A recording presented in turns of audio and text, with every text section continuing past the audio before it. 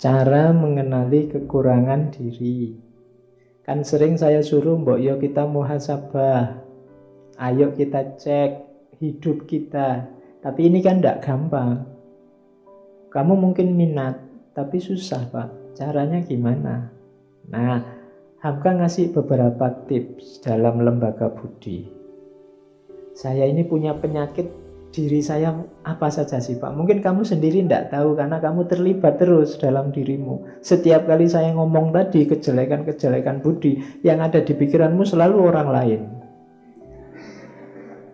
bukan dirimu. Karena susah memang mendeteksi kelemahan diri sendiri, selalu orang lain. Selalu kamu ngomong, oh itu kubu sana, banyak yang gitu Pak. Tadi saya ngomong hasut itu kan mesti dalam pikiranmu, iya Pak, yang kubu sana yang bukan pilihanku, isinya hasut semua. Yang kubu sini juga begitu. Begitu dia ngomong, wah banyak sekali menyebarkan hoax, oh iya Pak, kubu sana, selalu kubu sana. Tidak pernah kamu cermati dirimu sendiri karena memang kamu terlibat terus dengan dirimu. Kalau terlibat terus kan memang susah introspeksi. Maka Hamka ngasih beberapa tips. Yang pertama katanya Hamka, ada jalan mudah. Cari guru yang wawasannya luas dan memang mengerti tentang akhlak, tentang cacat-cacat yang tersembunyi. Jadi cari guru yang bisa dipercaya. Ini lebih mudah. Dalam dunia tasawuf itu, dunia tarekat itu, bahkan seorang murid kalau ingin diperbaiki oleh gurunya, pasrah saja 100% pada gurumu. Kadang-kadang gurunya menyuruh aneh-aneh. Kita tidak paham karena ini kok disuruh gini toh, tujuannya apa. Tapi gurumu lebih ngerti. Kalau di tarekat disuruh pasrah saja, guru lebih tahu perkembangan mentalmu, perkembangan rohanimu. Kadang-kadang saya beberapa kali mengalami datangnya pakai kendaraan sama guru tarekat ini, sudah kamu pulangnya jalan kaki aja, padahal itu mungkin puluhan kilo. Itu kan kelihatan tidak masuk akal, apa sih gunanya ini. Tapi ada gunanya pasti. Mungkin untuk membunuh egomu, membunuh ketergantunganmu pada dunia, macam-macam. Gurumu yang mengerti. Guru rohani itu kayak dokter kalau dunia jasmani. Kamu kan tidak paham itu, dokter ini kok obat diminum sehari 3 kali, mbok wis diminum 10 kali kan cepet sembuh misalnya. Lo yang ngerti dokternya. Kamu jangan ijtihad sendiri atau urusan obat. Nanti kamu ngarang-ngarang sendiri misalnya. Nggak, sama kayak rohani. Mungkin kamu punya rumus sendiri Pak, harusnya begini, ndak. Coba tanya yang ahli. Jangan-jangan kamu ingin mengobati hasadmu, akhirnya malah jatuhnya jadi sombong. Jangan-jangan kamu ingin mengobati sohirul himmah tadi, akhirnya malah overconfident. Kan bisa begitu. Yang ngerti takarannya siapa? Guru. Maka jalan gampang untuk mendeteksi kamu ada penyakit jiwa apa, cari guru. Itu mudah. Bukan berarti kalau tidak punya guru terus tidak bisa. Yo bisa, cuma akan lebih mudah kalau kamu punya guru. Oke, yang kedua, mungkin susah nyari guru hari ini. Gurunya sibuk nyari sampingan macam-macam sehingga kamu mau ketemu saja susah. Nah, cari sahabat. Sahabat tapi yang jujur, tapi yang juga wawasannya luas. Kalau sahabatnya yo podo mursale yo podo wae. Nanti kamu minta, "Bu, aku dinasehati biar penyakit jiwaku hilang." Oh, nasehati gimana? Aku juga penyakit jiwaku. Iya, podo wae. Yo silahkan bertangis-tangisan dalam cari sahabat yang wawasannya luas. Jadi kalau ada teman kok kelihatannya ini lebih mantap, lebih stabil menguasai mentalitas rohaninya, kamu dekati, jadikan sahabat. Siapa tahu membantu perkembangan rohanimu. Misalnya ada teman, aku suka loh temanku ini jujur sekali, dekati dia, belajar kejujuran dari dia, mungkin bisa mengobati penyakit khianatmu. temanku ini tulus sekali ya, kamu dekati saja jadi teman, mungkin bisa ngasih tips padamu gimana biar kamu tidak hasut. Caranya begitu. Cari sahabat, cari teman yang berpandangan luas sesuai kebutuhanmu. Yaitu kalau kalimatnya Hamka juga yang beragama, serius sama agamanya. Biasanya lebih mudah dipercaya. Sahabat tidak punya, guru tidak punya. Ada tips lagi. Dengarkan musuhmu. Ini agak unik. Musuh itu biasanya yang bisa cepat menemukan jelekmu di mana.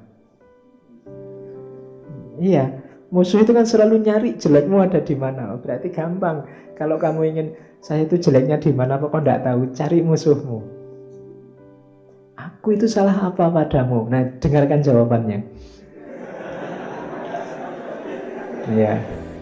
Oh, berarti salahku di situ. Nah, diperbaiki. Emangnya kamu ku buat sakit apa? Oh, terus dia jawab kan meskipun sambil maki-maki. Dengarkan saja. Oh iya, berarti aku lemah di situ. Itu cara lain sebenarnya. Jadi cari musuh. Yo, meskipun kalau merasa tidak punya musuh, yo jangan bikin-bikin musuh. Nanti kamu tidak punya musuh, nanti bikin-bikin musuh. Nggak. Kalau kebetulan ada orang yang tidak suka sama kamu, yang benci sama kamu, ayo kamu manfaatkan kebenciannya untuk kebaikanmu. Nah, kan enak ini kan. Selama ini kan kebencian kamu lawan dengan kebencian, sehingga yang kamu dapat hanya rasa dendam tadi. Nah, sekarang ada orang benci sama kamu, biarkan dia ngomong banyak. Maki-makilah aku, bongkarlah semua kejelekanku, silahkan aku tunggu. Alhamdulillah aku bisa muhasabah, tidak capek-capek. Oh, berarti kelemahanku selama ini itu. Oh, berarti orang sakit hati kalau saya kayak gini itu. Itu kan muhasabah namanya. Kamu sendirian tidak ngerti. Makanya kalau kamu punya akun medsos, ada orang maki-maki, ada orang benci, loh, alhamdulillah ada orang ngasih pelajaran gratis. Ah, berarti kelemahanku di situ. Ini belajar ini aku. Oke, jadi ambil faedah dari musuh. Terus yang keempat, ya belajar dari pengalaman orang lain. Ini membaca realitas. Oh, seperti itu ya jeleknya hasut itu. Berarti aku jangan begitu. Oh, seperti itu ya rusaknya kalau orang saling membenci itu, berarti aku jangan begitu. Nah, itu cara mengenali kekurangan diri. Jangan masuk ke lubang yang sama yang sudah dimasuki orang lain dan celaka. Kenapa kita bolak-balik mengulang kesalahan yang sama? Karena kita tidak belajar. Pak, yang dilarang kan kita melakukan kesalahan yang sama. Kalau kesalahan orang kan tidak, sama saja. Jadi kalau meskipun itu orang lain yang celaka, ya kamu jangan ngulang itu. Kan saya belum, Pak. Kan dia yang celaka, ya tidak begitu.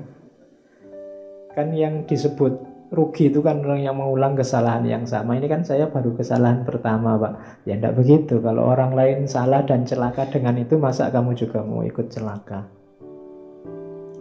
Jadi belajar.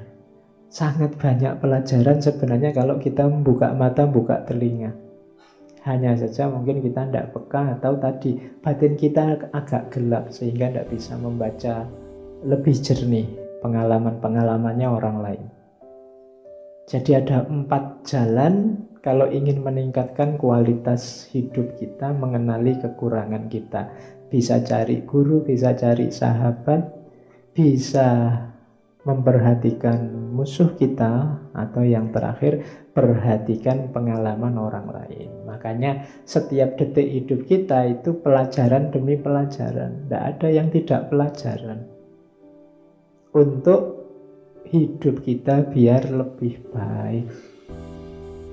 Oke, ada penyakit-penyakit budi dari Muhyiddin Syekhul Akbar Ibnu Arabi. Ini yang saya sebut, kalian mungkin sudah tahu Ini pengingat saja, jangan-jangan dalam dirimu masih ada ini. Kalau Nabi Muhammad sih aman. Nabi Muhammad itu kalau dalam sirah itu 3 kali beliau dibersihkan dari penyakit-penyakit ini. Pertama waktu kecil, kedua sebelum menerima wahyu, ketiga sebelum Isra Mi'raj. Didatangi malaikat, dibersihkan batinnya. Nah, kalau kita harus membersihkan sendiri. Perhatikan, jangan sampai ini mengotori batinmu. Inilah yang katanya Ghazali membuat batinmu gelap. Yang pertama, fujur. Fujur itu tenggelam dalam syahwat, hawa nafsu. Hawa nafsu itu hasrat yang menggebu, menggelora untuk sesuatu yang tidak baik atau tidak penting, yang menyelewengkanmu dari jalan yang seharusnya. Itu fujur. Hati-hati kalau tiba-tiba kamu dilanda ambisi yang sangat kuat terhadap sesuatu. Coba dicek itu on the right track atau tidak. Kalau tidak, kemungkinan fujur. Ingin lulus cepat dengan nilai cum laude, dengan waktu tercepat, apapun caranya boleh.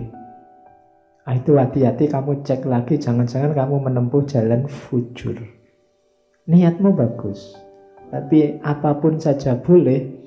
Ini membahayakan, kamu terjebak dalam hawa nafsu. Pengen menang dalam pilihan biar besok nyaleknya sukses, tidak apa-apa. Tapi hati-hati ketika kamu ingin menang, yang kamu lakukan apa? Kalau tidak, kamu bisa terjebak fujur. Coba ditengok, kamu punya ambisi apa hari ini? Tidak punya apa-apa itu Pak. Oh, nanti ada penyakitnya yang lain kalau tidak punya apa-apa. Ya. Jadi yang pertama fujur, yang kedua tamak. Kalau tamak itu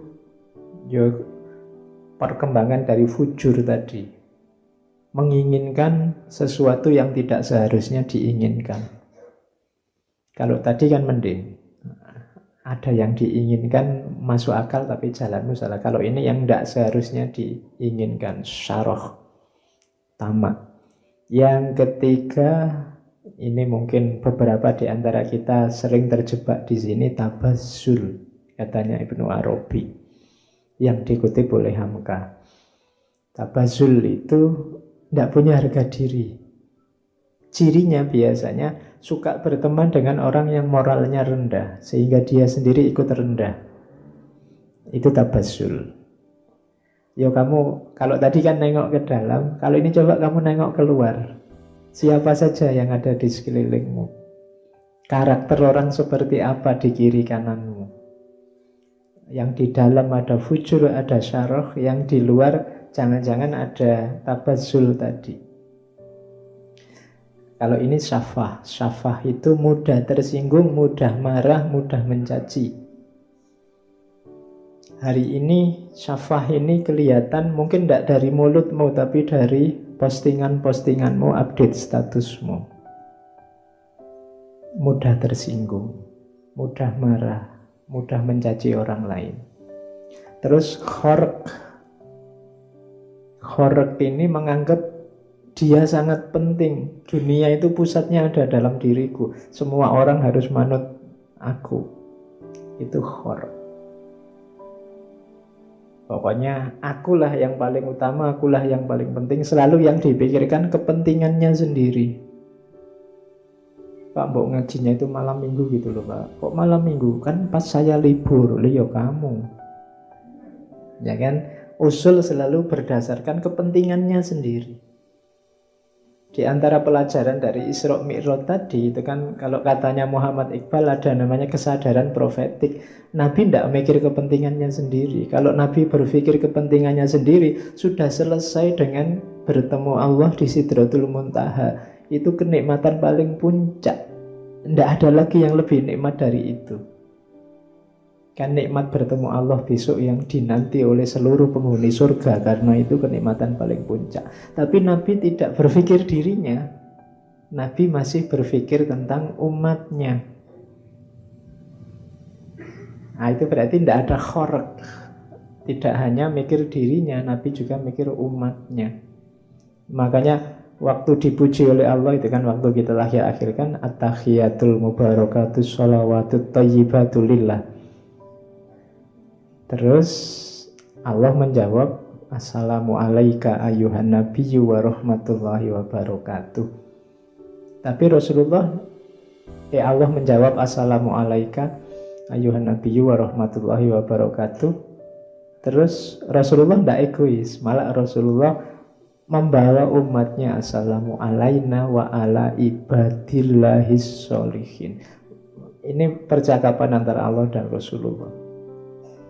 Itu berarti apa? Nabi tidak egois, tidak mentang-mentang aku sukses sudah ketemu Allah, apalagi yang aku cari, buat apa capek-capek balik. Wong Nabi ini sedang berat-beratnya hidup setelah ditinggal Khadijah, ditinggal Abu Thalib. Dakwah sendiri dilempari batu. Ujiannya luar biasa, bahkan ada riwayat yang mengatakan ujian paling ringan saat itu yang dihadapi oleh Rasulullah adalah satu ketika beliau keluar dari rumah, dicegat oleh orang Quraisy, terus kepalanya ditaburi pasir. Itu dianggap ujian paling ringan. Saya tidak tahu kalau kalian keluar rumah dicegat orang, kepalamu ditaburi pasir, itu mungkin celuritnya keluar. Tapi kalau Rasulullah tidak. Bahkan waktu dilempari batu di Taif itu, malaikatnya aja sampai tidak kuat. Katanya malaikat, Rasulullah kalau kamu mau bumi Taif saat ini juga aku balik. Jadi hancur semua Taif, orangnya masuk liang lahat semua. Tapi jawabannya Rasulullah, ya janganlah. Katanya Rasulullah, mereka itu begitu karena tidak tahu. Makanya Nabi malah mendoakan, Allahumma hdi qaumi fa innahum la ya'lamun. Ya Allah, beri hidayah kaumku, mereka itu tidak tahu. Jangan disiksa, orang tidak tahu kok. Nah itu Rasulullah mikir umatnya, tidak khork. Karena hari ini banyak orang yang difikirkan dirinya sendiri, terus tidak qasawah, tidak benci dan dendam. Ini juga yang kita susah. Kita biasanya suka sekali memelihara kebencian. Kalau sudah benci sama orang, kapanpun dan dimanapun dibawa kemana-mana. Wong kita memelihara kucing aja ditinggal di rumah, tapi memelihara kebencian kemana-mana kita bawa. Mbok yuk ditinggal sekali-sekali. Tapi kebencian dan dendam ini kita bawa terus. Itu qasawah. Apa sih untungnya kamu membawa kemana-mana benci dan dendam itu? Tidak ada untungnya selain kamu sendiri yang berat. Wong yang kamu benci itu tidak tahu kamu serepot itu membawa-bawa dirinya kemana-mana. Jangan-jangan yang kamu benci sedang senang-senang. Kamu sumpek terus dalam hatimu. Jadi kamu sibuk sendiri, sumpek sendiri, KO-KO sendiri. Tidak, jangan qasawah. Terus qadar itu memungkiri janji, mengkhianati ampunan. Kalau qadar itu sudah dimaafkan, berkhianat lagi. Ini penyakit budi yang agak parah. Tadinya salah dimaafkan, tadinya keliru dimaklumi, balik lagi. Itu budi yang cacat. Janganlah ya, kalau sudah dimaafkan ya, kalau bisa jangan diulang. Terus khianat, kalau ini kita paham, menyalahi amanat. Membuka rahasia juga termasuk akhlak tercela. Hati-hati. Sekarang hari ini orang itu tidak hanya membuka rahasianya orang lain, tapi dengan sukacita membuka rahasianya sendiri. Kalau tidak percaya, mau tontonan postingannya teman-temanmu itu. Mau sekedar makan di angkringan aja diposting, cekrek. Terus menu siang ini, kan kamu gitu selalu. Itu bongkar rahasianya dewe. Kadang-kadang mau kemana itu posting. Oke, jangan ya, eman-eman. Hidup itu jadi menarik ketika ada misteri-misteri. Kalau terbuka 100% itu tidak enak. Kalian yang punya pasangan, perhatikan rumus ini. Loh iya, kalau kamu sedang masih ada misterinya, masih ngejar-ngejar, itu kan masih, wah ini tidak tahu aku, dia itu seneng bener sama aku apa enggak. Itu kan kamu masih penasaran. Tapi begitu diterima, selesai, tidak menarik lagi, sudah selesai. Jadi biarkan dirimu ada misteri-misterinya dikit gitu loh. Jangan terlalu diobral. Jadi itu rumusnya. Jangan langsung diiyani kalau dikejar. Rodo dikasih PHP dikit-dikit tidak apa-apa.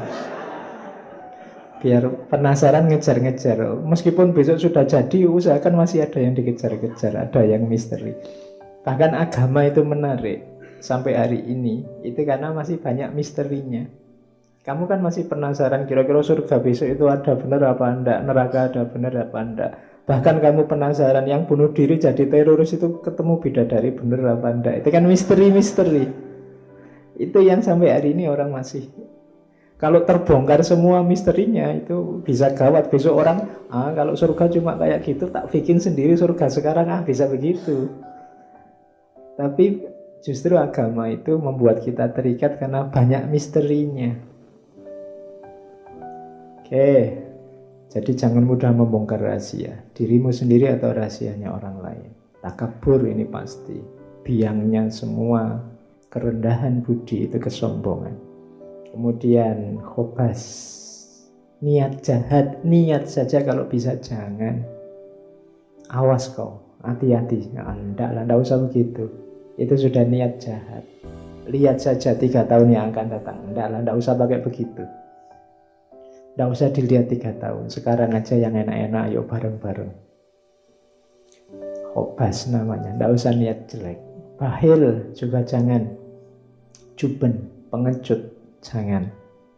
Pengecut itu nggak berani ngambil resiko. Hasad, ini kita sudah tahu. Jelek hatinya. Ingin orang lain susah. Kalau ada orang lain seneng, dia sumpek. Itu hasad. Susah lihat orang lain seneng, seneng lihat orang lain susah. Itu berarti hasad.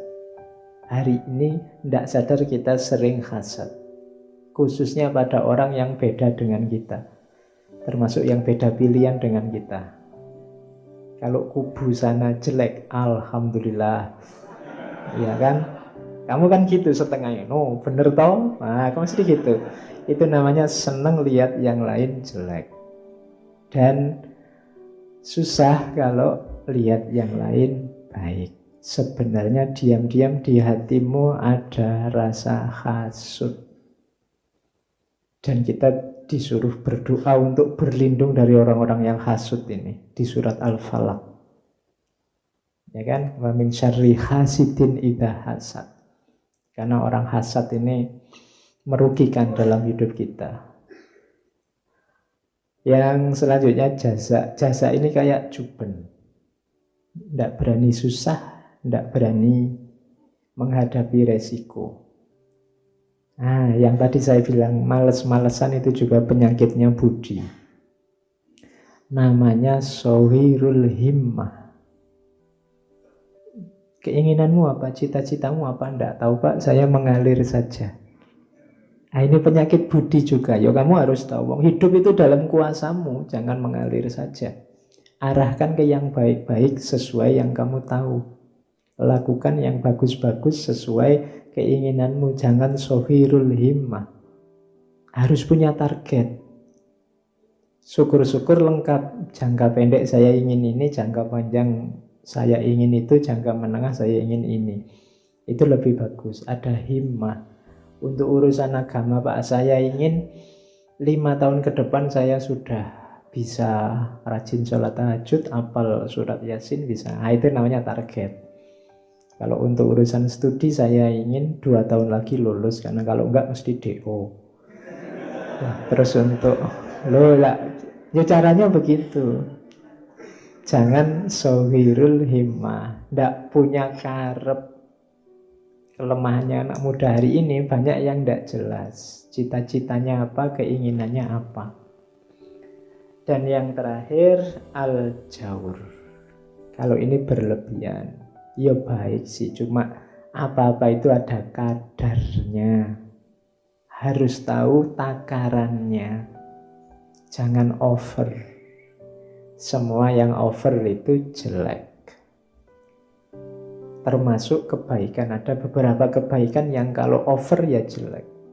Islam itu suka keseimbangan. Nabi Muhammad itu mengkritisi kalau ada sahabatnya yang sholat terus, ibadah terus, itu dimarahi sama Nabi. Yo sholat, yo istrimu diopeni, ya kerja. Jadi imbang antara dunia akhirat. Keseimbangan ini menunjukkan bahwa kita jangan berlebihan. Akhirat ya, dunia ya. Oke. Jadi ini penyakit-penyakit budi menurut Ibnu Arabi yang dikutip oleh Hamka.